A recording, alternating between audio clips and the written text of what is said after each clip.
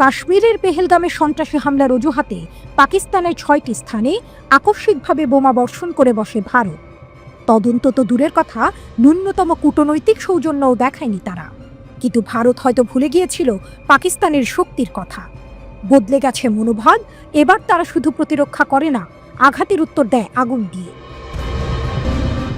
পাল্টা আঘাতে ভারতকে রীতিমতো স্তব্ধ করে দেয় পাকিস্তান। আকাশপথে ছুটে আসে বোমার ঝড়, মাটির বুকে পড়ে লুটিয়ে একে একে 5টি বিমান, যার মধ্যে আছে ভারতের অহংকার রাফাল এবং ইসরায়েলের তৈরি ড্রোন। বিশ্বজুড়ে অবাক দৃষ্টি, বিস্ময়ের ঢেউয়ে কাঁপতে থাকে সুপার পাওয়াররা। কিভাবে সম্ভব? এই প্রশ্ন এখন যুক্তরাষ্ট্র থেকে রাশিয়ার সামরিক বিশ্লেষকদের কপালে ভাঁজ ফেলেছে। আর সেই উত্তরের কেন্দ্রে আছে এক বিধ্বংসী নাম, PL-15 BVR মিসাইল। এই PL-15 কিভাবে বদলে দিল যুদ্ধের সমীকরণ? চীন নির্মিত এই PL-15 মিসাইল শুধু এক ধাতব বস্তু নয়, বরং এটি একটি উড়ে যাওয়া বজ্রপাত। এই ক্ষেপণাস্ত্র যুক্ত হয়েছে পাকিস্তানের JF-17 ব্লক 3 ও J-10C যুদ্ধ বিমানে। এর ফলে শুধু রাফাল না, বিশ্বের যে কোনো আধুনিক ফাইটার জেট এখন পাকিস্তানি আকাশে প্রবেশ করলে চোখের পলকেই হয়ে যাবে ধ্বংসস্তূপ। এই PL-15 ক্ষেপণাস্ত্র আসলে যুদ্ধক্ষেত্রের গেম চেঞ্জার। কারণ এর লক্ষ্যবস্তু দেখার জন্য চোখের প্রয়োজন নেই, এর আছে শক্তিশালী AESA রাডার গাইডেন্স। শত্রু বিমানের অবস্থান, গতি, উচ্চতা সবই ধরা পড়ে এর শিকারে। 200 থেকে 300 কিলোমিটার দূর থেকেও নির্ভুলভাবে আঘাত হানতে পারে এটি। এমনকি কিছু বিশেষ পরিস্থিতিতে এর রেঞ্জ গিয়ে দাঁড়ায় 400 কিলোমিটারে। যুদ্ধের আগে শত্রুকে দেখা নয়, শত্রুকে শেষ করাই এর মূল নীতি। রাফাল বনাম PL-15 কে সেরা? ভারতের রাফাল জেট ব্যবহার করে মেটিওর মিসাইল, যার রেঞ্জ 150 থেকে 200 কিলোমিটার। একসময় মনে করা হতো মেটিওরই আকাশযুদ্ধে সেরা, কিন্তু PL-15 এসেই সব হিসাব গুলিয়ে দিয়েছে। তার রেঞ্জ বেশি, গতি বেশি, লক্ষ্যভেদ ক্ষমতা নিখুঁত। ফলে রাফাল আকাশে উঠতেই না উঠতেই PL-15 হানা দিয়ে ধ্বংস করে দিচ্ছে তাকে। এই প্রথমবার বাস্তব যুদ্ধ পরিস্থিতিতে রাফাল ধ্বংস হয়েছে, আর সেই কীর্তির মালিক পাকিস্তান। দাম কম কিন্তু কাজে পটু। চীন PL-15 বানিয়েছে অত্যাধুনিক প্রযুক্তিতে, কিন্তু খরচ রেখেছে কম। পশ্চিমা বিশ্বের AIM-120D বা ম্যাটিওর যেখানে কোটি কোটি ডলারের, PL-15 তাদের তুলনায় অনেক সস্তা। তাই পাকিস্তানের মতো উন্নয়নশীল দেশও এই মিসাইল বহরে যুক্ত করতে পারছে। খরচ কম হলেও কার্যকারিতায় কোনো কমতি নেই। এর ডানা ছুঁয়েছে আধিপত্যের আকাশ। এবার বুঝল ভারত আগুন নিয়ে খেলা কত ভয়ঙ্কর। পাকিস্তান প্রমাণ করেছে তারা শুধু কথায় নয়, কাজেও শক্তিশালী। PL-15 দিয়ে রাফালকে গুঁড়িয়ে দিয়ে যে বার্তা তারা দিয়েছে, সেটি শুধু দিল্লিকে নয়, পুরো দুনিয়াকে কাঁপিয়ে দিয়েছে। ইসলামাবাদের আকাশে এখন আত্মবিশ্বাসের গর্জন। আর ভারতীয় সামরিক নেতৃত্ব, তারা এখন নতুন করে হিসাব করছে।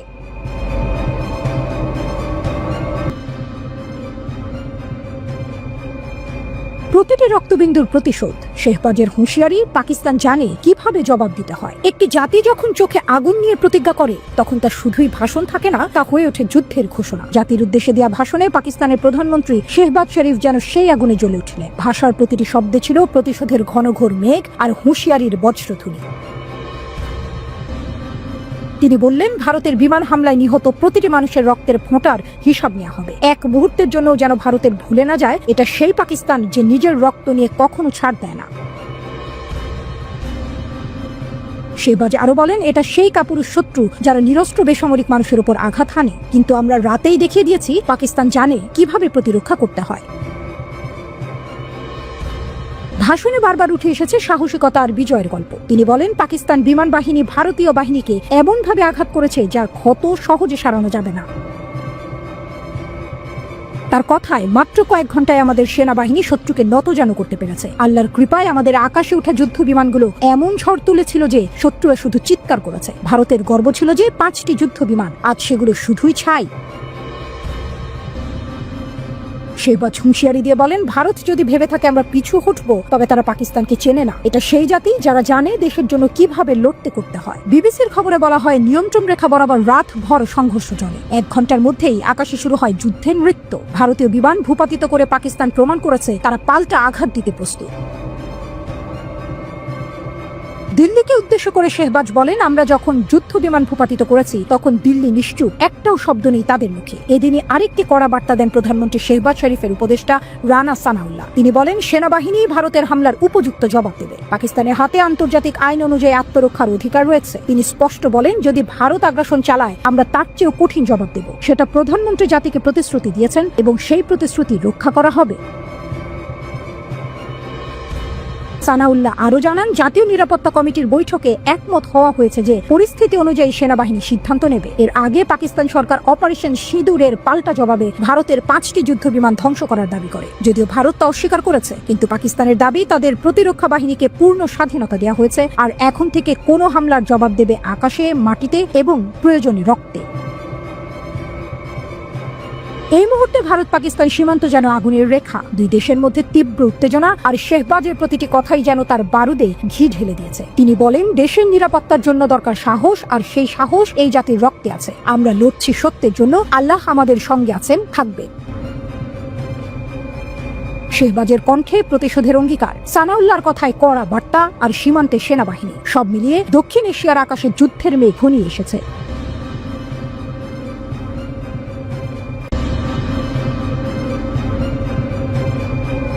ভারত পাকিস্তান যুদ্ধের দামামা, চীনের নয়া চাল, কাশ্মীর সীমান্তে চাপা উত্তেজনা, বাতাসে কান পাতলেই যেন শোনা যাচ্ছে বারুদের গন্ধ। পাকিস্তান এবং ভারতীয় গণমাধ্যমের খবর, যে কোনো মুহূর্তে বেজে উঠতে পারে যুদ্ধের দামামা। আর এই পরিস্থিতিতে পাকিস্তান কোমর বেঁধে নেমেছে নিজেদের সামরিক শক্তি বাড়াতে। চিরাচরিত পশ্চিমা অস্ত্রের বাজারের দিকে না ঝুঁকে ইসলামাবাদের ভরসা এখন তাদের পুরনো বন্ধু বেইজিং। ঠিক এই সময়ই ঘটল এক চমকপ্রদ ঘটনা। শেহবাজ শরীফ সরকার নাকি তড়িঘড়ি করে চীনের কাছ থেকে 40টি অত্যাধুনিক VT-4 ট্যাঙ্ক কেনার চুক্তি করেছে। খবরটি দাবানলের মতো ছড়িয়ে পড়েছে আন্তর্জাতিক মহলে। প্রশ্ন একটাই, সত্যিই কি যুদ্ধের প্রস্তুতি নিচ্ছে পাকিস্তান, নাকি এর পেছনে অন্য কোনো রহস্য লুকিয়ে আছে? ইসলামাবাদে নিযুক্ত চীনা রাষ্ট্রদূত জিয়াং ঝাবং এর সঙ্গে শেহবাজ শরীফের সাম্প্রতিক বৈঠক যেন এই জল্পনাকে আরো উস্কে দিয়েছে। কাশ্মীর পরিস্থিতি নিয়ে যখন উত্তেজনার পারদ চড়ছে, তখন বেইজিং এর সামরিক সাহায্যের আলোচনা তাৎপর্যপূর্ণ। প্রতিবেদনে আরো বলা হয়েছে, পাকিস্তানের বর্তমান কামান বহর নিয়ে নাকি একেবারেই সন্তুষ্ট নন মুসলিম লীগ নেতারা। স্থলযুদ্ধে নিজেদের আধিপত্য প্রতিষ্ঠা করতেই VT-4 ট্যাঙ্কের মতো অত্যাধুনিক সমরাস্ত্রের দিকে ছুটছে ইসলামাবাদ।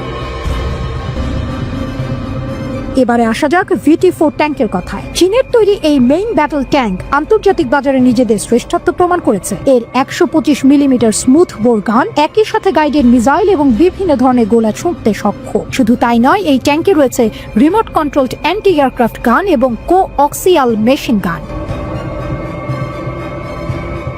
শত্রুর আক্রমণ থেকে বাঁচতে VT-4 এ ব্যবহার করা হয়েছে অত্যাধুনিক কম্পোজিট আর্মার ও এক্সপ্লোসিভ রিঅ্যাক্টর আর্মার, অর্থাৎ মাইন কিংবা অ্যান্টি ট্যাঙ্ক মিসাইলও এই ট্যাঙ্কের তেমন ক্ষতি করতে পারবে না। এখানেই শেষ নয়, VT-4 এ থাকা smoke grenade launcher chemical, biological, এমনকি নিউক্লিয়ার হামলা থেকেও সেনাদের সুরক্ষা দিতে সক্ষম। অন্যদিকে ভারতীয় সামরিক বাহিনীর অস্ত্রাগারে রয়েছে 4000-এরও বেশি কামান, যার মধ্যে উল্লেখযোগ্য হল T-90, T-72 এবং দেশীয় প্রযুক্তিতে তৈরি অর্জুন ট্যাঙ্ক। খুব শীঘ্রই তাদের বহরে যুক্ত হতে চলেছে জ্যাভলিন ট্যাঙ্ক বিধ্বংসী ক্ষেপণাস্ত্র। পাকিস্তানের ট্যাঙ্ক সংখ্যা ভারতের প্রায় অর্ধেক হলেও শক্তিমত্তার দিক থেকে তারা কিন্তু পিছিয়ে নেই। বিশ্লেষকদের মতে VT-4 ট্যাঙ্কের অত্যাধুনিক বৈশিষ্ট্যই শেহবাজ শরীফকে এই জরুরি ভিত্তিতে কেনার সিদ্ধান্ত নিতে প্রভাবিত করেছে। তবে আসল টুইস্টটা অন্য জায়গায়। ভারত ও পাকিস্তানের সম্ভাব্য যুদ্ধে তৃতীয় খেলোয়াড় হিসেবে চীনের আগমন নিয়ে জোর গুঞ্জন শোনা যাচ্ছে। গত মাসেই নাকি চীন এক্সপ্রেস ডেলিভারির মাধ্যমে পাকিস্তানকে PL-15 ইয়ার টু ইয়ার মিসাইল সরবরাহ করেছে। এই ক্ষেপণাস্ত্রটি চীনের পিপলস লিবারেশন আর্মির ইয়ার কমব্যাট কৌশলের অন্যতম গুরুত্বপূর্ণ অংশ।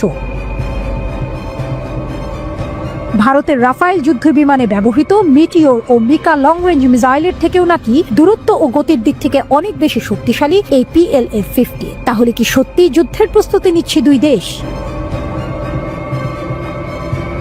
আন্তর্জাতিক রাজনীতিতে ক্ষমতার সমীকরণ ক্রমশ বদলাচ্ছে। বেইজিং যে ক্রমশ ইসলামাবাদের প্রধান সামরিক অংশীদার হয়ে উঠেছে, তা আর বলার অপেক্ষা রাখে না। এই পরিস্থিতিতে ভারত কি পদক্ষেপ নেয় সেটাই এখন দেখার। তবে এটা স্পষ্ট, দক্ষিণ এশিয়ার ভূ রাজনৈতিক প্রেক্ষাপট এক নতুন মোড় নিতে চলেছে, আর এই পরিবর্তনের কেন্দ্রে রয়েছে চীন এবং পাকিস্তানের ক্রমবর্ধমান সামরিক সহায়তা। অপেক্ষা এখন সময়ের। পরবর্তী ধাপে কি হয় সেটাই হবে সবচেয়ে বড় চমক।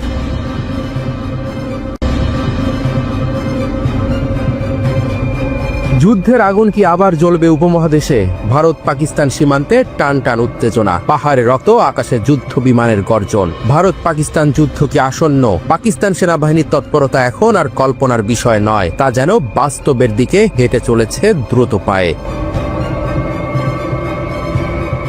যুদ্ধের মেঘ জমে উঠেছে উপমহাদেশের আকাশে। ঠিক সেই মুহূর্তেই পাকিস্তান সেনাবাহিনী শুরু করেছে বড় পরিসরের সামরিক মহড়া। ঢিলা রেঞ্জে তারা পরিচালনা করেছে সরাসরি গুলিবর্ষণ অনুশীলন ও সামরিক প্রশিক্ষণ। বিশ্লেষকদের মতে এই মহড়া যুদ্ধের প্রস্তুতির ইঙ্গিত, এ যেন যুদ্ধের পূর্বাভাস। এই তৎপরতা এসেছে এমন এক সময়ে যখন জম্মু কাশ্মীরের পর্যটন স্বর্গ পহেলগাম রক্তে রঞ্জিত। এক বিভীষিকাময় সন্ত্রাসী হামলায় নিহত হয়েছে ২৬ জন পুরুষ পর্যটক এবং স্থানীয় একজন কাশ্মীরি বাসিন্দা। এই হামলার পর গোটা অঞ্চলে ছড়িয়ে পড়েছে ভয়, আতঙ্ক আর ক্রোধ। এই মর্মান্তিক হামলার দায় স্বীকার করেছে পাকিস্তান সমর্থিত সন্ত্রাসী গোষ্ঠী দ্য রেজিস্ট্যান্স ফ্রন্ট, যা মূলত লস্করি তৈয়বার একটি ছায়া সংগঠন। তারা দাবি করেছে কাশ্মীরে ৮৫,০০০ বহিরাগত বসতির বিরুদ্ধে প্রতিবাদ হিসেবেই তারা এই হামলা চালিয়েছে। এমন বার্তায় যেন আরও জ্বলে উঠেছে আগুন। পাকিস্তান অবশ্য হামলায় জড়িত থাকার অভিযোগ অস্বীকার করেছে। নিহতদের পরিবারের প্রতি জানিয়েছে আনুষ্ঠানিক সমবেদনা। ভারতের মধ্যে তৈরি হয়েছে যুদ্ধ ক্ষোভ, যেন প্রতিটি নিঃশ্বাসে প্রতিশোধের জ্বালা। ভারতের প্রধানমন্ত্রী নরেন্দ্র মোদী এই হামলার দায়ীদের খুঁজে বের করে কড়া শাস্তির প্রতিশ্রুতি দিয়েছেন। শুধু যারা ট্রিগার টেনেছে তারাই নয়, তাদের নির্দেশদাতা ও সহযোগীরাও রেহাই পাবে না। এই হুঁশিয়ারি এখন সীমান্তের ওপারে বাজছে যুদ্ধের দামামা হয়ে। কাশ্মীর এখন যেন রক্তে রাঙা যুদ্ধক্ষেত্র। ভারত সরকার কিছুদিন আগেই দাবি করেছিল কাশ্মীরের সন্ত্রাসী সহিংসতা কমে এসেছে, পরিস্থিতি স্থিতিশীল। এই হামলা সেই দাবিকে যেন ছিন্ন ভিন্ন করে দিয়েছে। ২২ এপ্রিল হামলা ২০১৯ সালের পর কাশ্মীরের সবচেয়ে প্রাণঘাতী সন্ত্রাসী হামলা। বন্দুকধারীরা নির্বিচারে গুলি চালায় নিরীহ পর্যটকদের ওপর। গোটা ভারত শোকে বিহ্বল, আর ক্ষোভে ফুঁসছে সীমান্তের প্রতিটি প্রহরী। ভারতের সাবেক সেনা ও গোয়েন্দা কর্মকর্তারা সরাসরি অভিযোগ করেছেন এই হামলার পেছনে রয়েছে পাকিস্তানের সেনাবাহিনীর সক্রিয় মদত, এবং এবার তারা আর ধৈর্য ধরতে রাজি নন। তাই দৃঢ় তড়িৎ জবাব। ঠিক যেমন ২০১৯ সালে পুলওয়ামা হামলার পর ভারত পাকিস্তানে বিমান হামলা চালিয়েছিল, সে হামলার পাল্টা জবাবে পাকিস্তান ভারতীয় একটি যুদ্ধ বিমান ভূপাতিত করেছিল এবং তার পাইলটকে বন্দী করেছিল। পরে কূটনৈতিক চাপের মুখে তাকে ফেরত পাঠানো হয়। সেই স্মৃতি এখনো জাগ্রত। এবার নতুন আগুন যেন আরো বড় বিস্ফোরণের ইঙ্গিত দিচ্ছে। কাশ্মীরকে ঘিরে এই সংঘর্ষ নতুন কিছু নয়। ১৯৮৯ সাল থেকে শুরু হওয়া ভারত বিরোধী সশস্ত্র আন্দোলনে এ পর্যন্ত কয়েক হাজার মানুষ প্রাণ হারিয়েছে। কিন্তু ২০১৯ সালে ভারতের কেন্দ্রীয় সরকার জম্মু ও কাশ্মীরের বিশেষ স্বায়ত্তশাসন বাতিল করার পর পরিস্থিতি নাটকীয়ভাবে পাল্টে যায়। অঞ্চলটি এখন কেন্দ্রশাসিত। বহিরাগতরা সেখানে জমি কিনতে পারছে, চাকরিও পাচ্ছে। পর্যটন বেড়েছে, কিন্তু বাড়ছে অসন্তোষও। এই সিদ্ধান্তের পর পাকিস্তানের সঙ্গে সম্পর্ক চরম খারাপ হয়েছে। এখন তো যুদ্ধের একেবারে কিনারায় দাঁড়িয়ে আছে দুই পরমাণু শক্তিধর দেশ। সম্প্রতি পাকিস্তানের সেনাপ্রধান জেনারেল আসিম মুনির কাশ্মীরকে আখ্যা দিয়েছেন আমাদের শিরার ধমনীর সঙ্গে যুক্ত। তিনি ঘোষণা দিয়েছেন, আমরা কাশ্মীরকে ভুলব না, কাশ্মীরি ভাইদের ন্যায়সঙ্গত সংগ্রামের পাশে থাকব। ভারতের জনমত আরো কঠোর পদক্ষেপের জন্য প্রস্তুত। সীমান্তে সেনা মোতায়েন বাড়ছে, যুদ্ধ বিমান, রাডার, ড্রোন সক্রিয় হচ্ছে। ভারত যেন বলছে এবার আর শুধু প্রতিবাদ নয়, জবাব আসবে বন্দুকের নল থেকে। উপমহাদেশের আকাশ যেন ভারী। ভারত পাকিস্তান যুদ্ধ কি আবার ফিরে আসবে বিধ্বংসী রূপে? সময় দেবে উত্তর, কিন্তু আজ এই মুহূর্তে কাশ্মীরের পাহাড়ে বাতাস থমকে গেছে। পর্যটকের পদচারণা থেমে গেছে। বুলেটের শব্দ যেন বাতাসে ছড়িয়ে পড়া কান্না।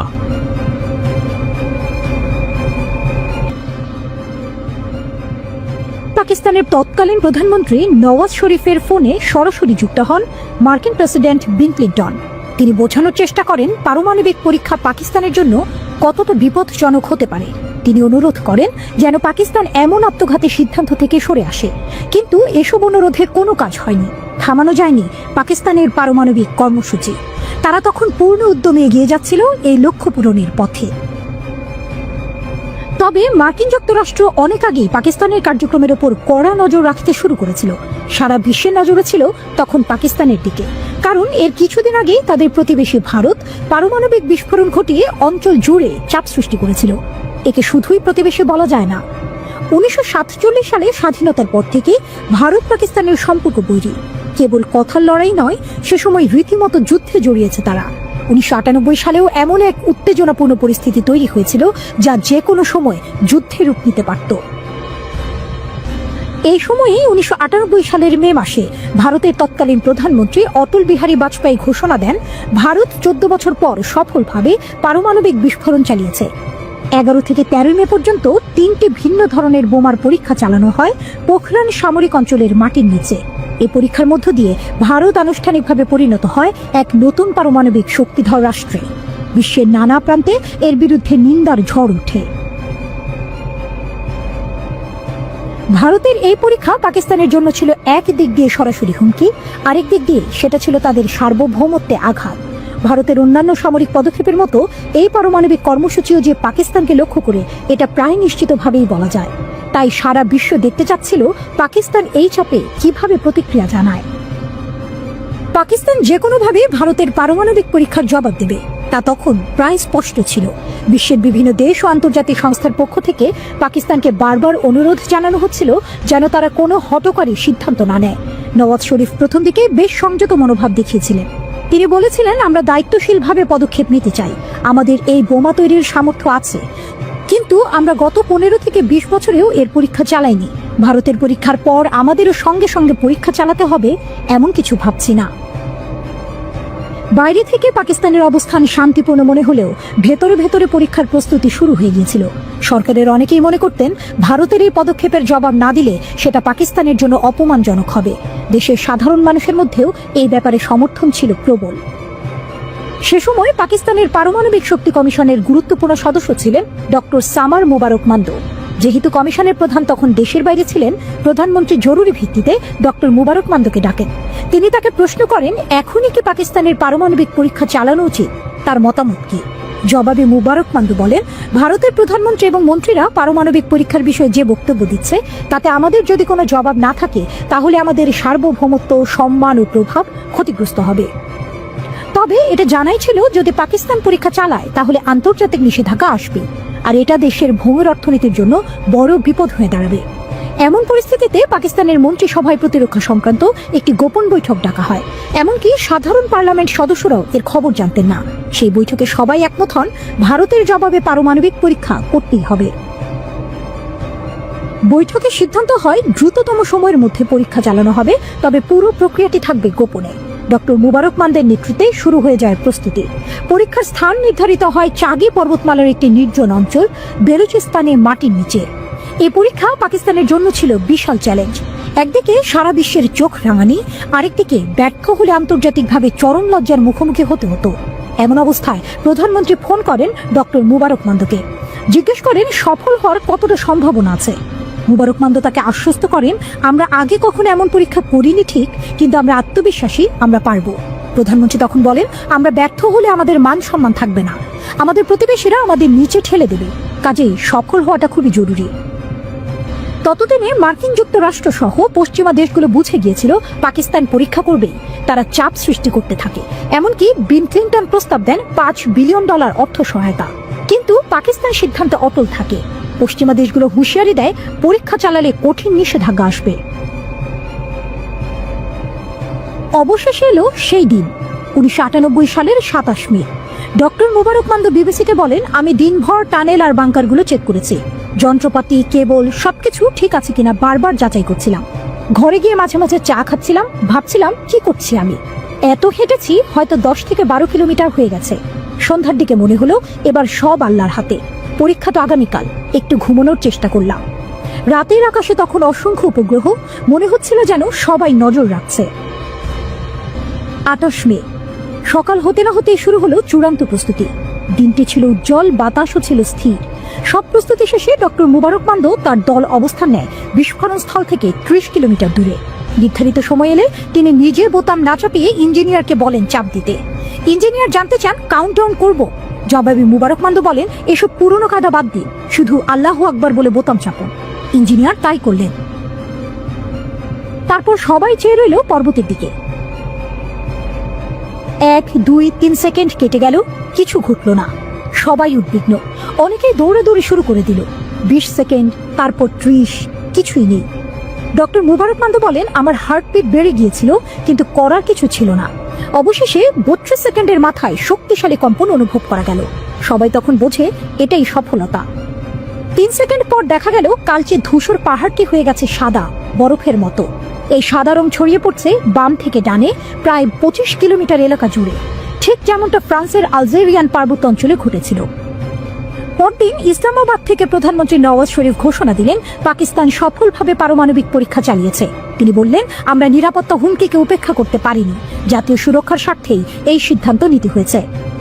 পরীক্ষার পরপরই মার্কিন প্রেসিডেন্ট বিল ক্লিন্টন পাকিস্তানের উপর কঠোর নিষেধাজ্ঞা ঘোষণা করলেন।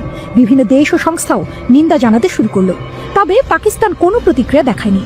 ডক্টর সামার মুবারক মান্দ মনে করেন, এই পরীক্ষার মাধ্যমে পাকিস্তান শুধু পারমাণবিক শক্তিধর দেশেই পরিণত হয়নি, বরং ভারত পাকিস্তানের মধ্যে যুদ্ধের সম্ভাবনাও অনেকটা কমে গেছে। শক্তির ভারসাম্য তৈরি হয়, দুই দেশের প্রধানমন্ত্রীদের একই টেবিলে বসে আলোচনার পথ তৈরি হয়েছে।